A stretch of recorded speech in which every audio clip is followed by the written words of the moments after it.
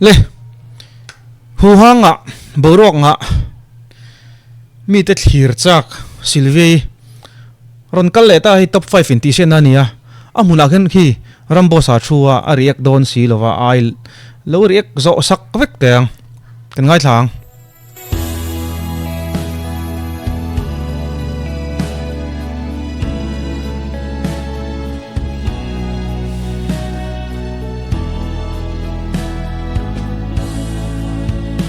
aron cool le view don ni mo khi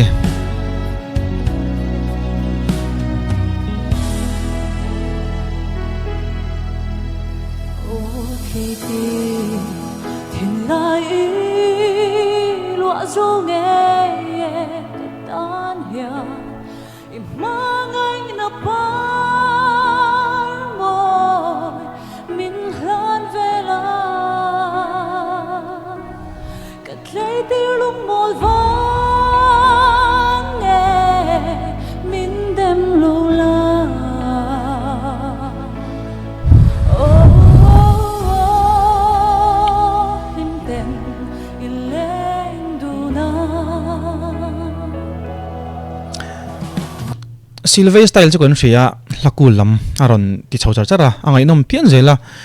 la boy saturi chon tun top 10 contestant zi ngai chonin a ber ka ti lo theilo ama lai na na chong ka ti angai nom lutuk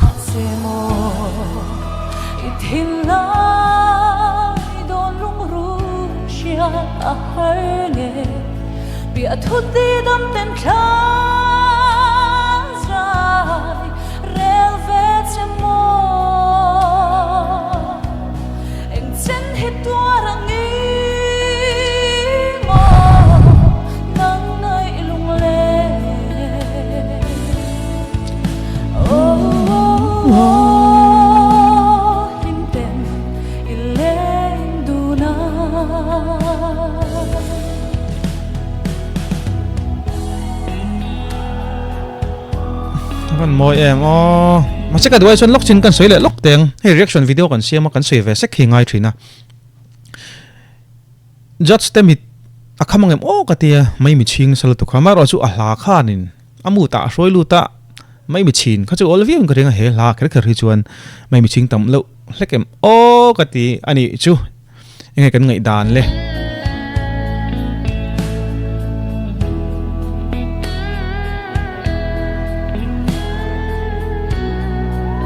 bye bye về ta e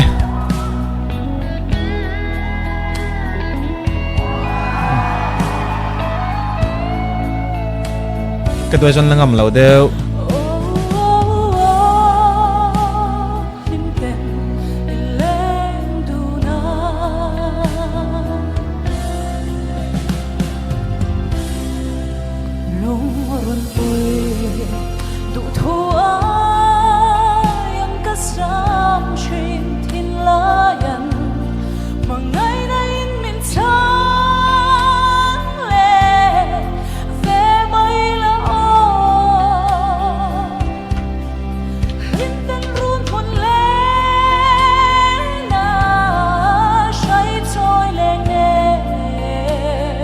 tiếc chỉ sự khó là thiềm em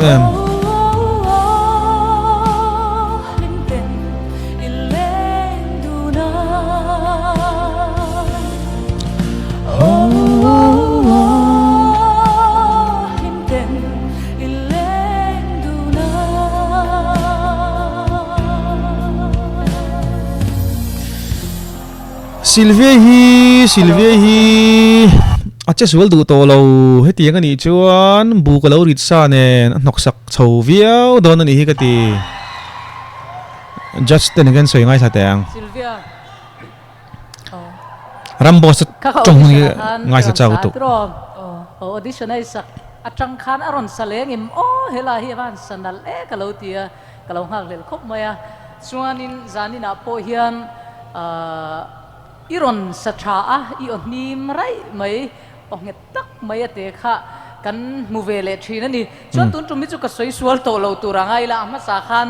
top te na mi ka soi sual kho zau kami tum khan voi ni kan loin ti siak do ne mo kalo tia ka ngai dam po kan deal ni se tu na chuanin top 5 ni pasari te hi kan ti nge voi ni inin el to do na chuta chuanin alle peka tun ai hian ron chang le zuala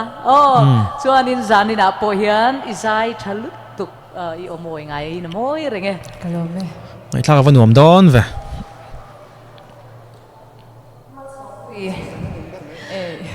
Mo Mizo ming hin na thot mo chuan zanin chuan Sylvia ti lawin mal som pui ting ka kau chenga thil har de mai I ron ti in ka sha zanina hol khat papin mi pui kan oma an lo chang reng chea izai tur kha an lo hak lel em ema nangin na cool em mai ron sa mi pui khan ngoi chiap mai ni yeah izai kha ngai nom an ti ve in ka ringa mi khai ron ni em mai ni audition a chulai tak chune Sylvia danglam na ka ti hei social media ten ron trola then khat ten kimi amuna pok hian Sylvia thiam ti tu le thiam ti lo tun om nual do na maro chu mi pui kha ngoi tir thei tlat chulai te chu ani ro pui ka ti lai chu thina hetianga hianin artist lem ten om zai thiam ti tu le thiam ti vak lo tu te po ngai thalo thei lo khana siam thiam tlat mai ni expression ti velte mu nom em em Sylvia I ron sakhanin ka sha a live nge in ti hian izai isak kha kan ngai thlata chu ni kalo be se angrengin isamoya chuanin advice chete pitch shot le min chang de lek la ka dua chu chuan izai angai nom na kha mitam tak tang beng ti thlep the thil ani awangin khang kha tlemin han chang de la izai hi awamoi le zwal don em kalome Sylvia yo Ramboss-a ai in khua hi a boru ka ri sel ni ka ringa chan chu I o a riat ka tia tin in khua hi in ti kan ka hei in thele thai vela thani ka ringa I me le piana riat ta da Mizo Idol season 8 na tur khua hi ang ka tia in ko bing mi lo sil sampai ani mo Ramboss-a ti light khop mai zai chen nu khop ta ka kema ngai dan na tha le thalo ka thilang che he top 100 ra han voi riat ron zai don final luta se voi riat nge voi riat mo voi kuin zai don ta chu ta chuan hlatam tak om zinga angai sonom kha ke chu ka uya ka ui chan chu hei heti han ngai mai pon he la dang alo nei lo ni mo in po sai na thalo ni mo ti thei turang miril ruwa kami a negative zong tu thei dau turang kha ke chu kalo uya athar adang saknal turing adon se ka te amaro chu chu mirwal chuan Ramboss-a ki ron ngal ro Sylvia nang ba ka du deu chu saktura sa thei ngotang ka du lo ka te thil pakhat train ka tanga I la than dan te I zai dan atang hian nang ma hi chuan hi hei fan chin hi an nei dewin ka ria ka ngai thak da na chuan amaro chu chu tak chu I mang thiam ka te o fan thaber ni si lo hi I la sakapiang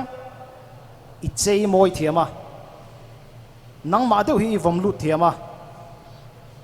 eng po sala Sylvia deu khami signature deu te kha I vom lut zela hey Lionel Richie hian te American judge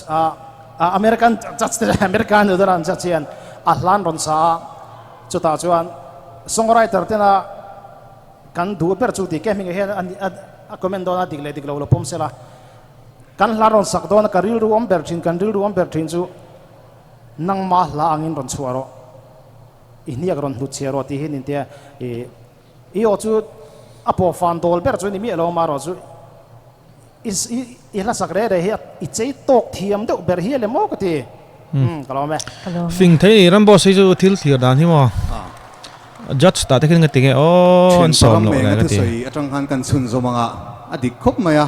hei kan kala hi ni an save nual to amaro chu tun in ti siak na bi ga hian ka thut ve wanga moni kala sa hin pil diak maya eng po chu ni se ni kalan sak hian ka cha ka cha thin zo ka chu ka sak ang hian ron sa reng su ti hi ka cha thin zo ka a chan chu ka soi ka nga Sylvia hi he in ti siang na chuan contestant a hian mani ron in discover kan te thina ni nangma izai du dan le nangma inni na tur mi pui ma ini chun zom dan tur hi ron in set fel te zinga mi hi chu ini in ka sia chuti rual chuan manzana thadewin kan hanin tha kha kan fanutlan bo che fu lei theilo kha ron che fu chana ron hole tae kan han in ti takna a manzana zaninai performance ero arulang rotin hanin soideu taila kan fanutlan bo ron hole hi kan kol rei lawang ti chu ka hlau ru khop mai ale ta ka chuni ron san deu vangai nom thei ve ka lo me ke me te comment ang poni sela atling lawang ti soi hun poni lawa chan chu tumnin eldona ale pekan ti dan an performance zirte poni taw me ang chu poni sela du tok phatang ale pek kani mule donia